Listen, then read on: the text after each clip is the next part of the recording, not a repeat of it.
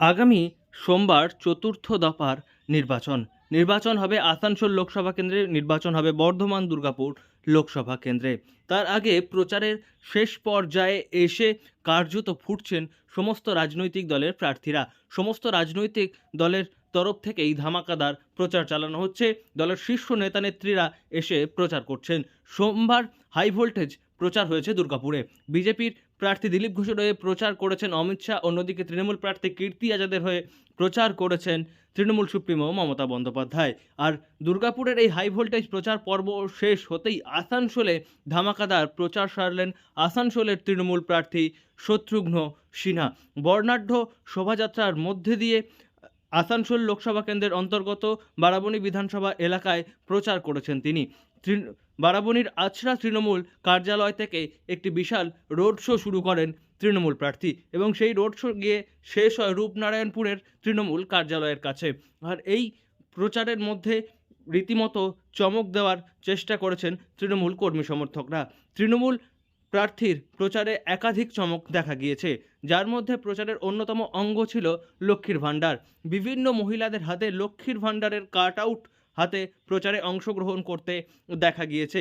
পাশাপাশি আদিবাসী সম্প্রদায়ের মহিলাদের দেখা গিয়েছে বিশেষ রূপে এই শোভাযাত্রায় অংশগ্রহণ করতে। তাছাড়াও ব্যান্ড পার্টি, গান বাজনা ইত্যাদির ব্যবস্থা করা হয়েছিল এই আসানসোল লোকসভা কেন্দ্রের তৃণমূল প্রার্থীর প্রচারে। এবং বিকেলের এই প্রচার গিয়ে শেষ হতে হতে সন্ধ্যা হয়ে যায় এবং তার মধ্যেই তৃণমূল কর্মী সমর্থকদের ব্যাপক উচ্ছ্বাস লক্ষ্য করা গিয়েছে। বিভিন্ন সাজে তৃণমূল কর্মী সমর্থকরা এদিন তৃণমূল প্রার্থী অর্থাৎ শত্রুঘ্ন সিনহার প্রচারে অংশগ্রহণ করেছিলেন এবং শত্রুঘ্ন সিনহা একটি হুড খোলা গাড়িতে চেপে এই প্রচার সেরেছেন। তৃণমূল প্রার্থীর সঙ্গে দেখা গিয়েছে আসানসোল পুর নিগমের মেয়র তথা বারাবণী বিধানসভার বিধায়ক বিধান উপাধ্যায়কে সঙ্গে নিয়েই হুড খোলা গাড়িতে চেপে শত্রুঘ্ন সিনহা প্রচার সেরেছেন। একদিকে যখন দুর্গাপুরে হাই ভোল্টেজ প্রচার হয়েছে, সেই প্রচার পর্ব শেষ হতেই সংবাদ মাধ্যমের লাইমলাইট কার্যত নিজের দিকে টেনে নিয়েছিলেন এই শত্রুঘ্ন সিনহা এবং শত্রুঘ্ন সিনহা নিজের লোকসভা কেন্দ্র এলাকায় হাই ভোল্টেজ প্রচার সেরেছেন। এবং রাজনৈতিক বিশেষজ্ঞরা বলছেন যে নির্বাচন যত এগিয়ে আসছে, প্রচারের সময় যত শেষ হয়ে আসছে, ততই বেশি প্রচারে জোর দিচ্ছেন দলীয় প্রার্থীরা এবং সেই একইভাবে শত্রুঘ্ন সিনহা তিনিও প্রচারে জোর দিয়েছেন।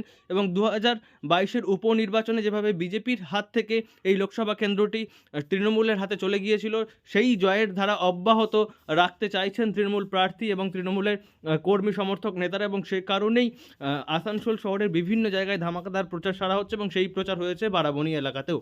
আসানসোল থেকে নয়ন ঘোষের রিপোর্ট, লোকাল 18 বাংলা।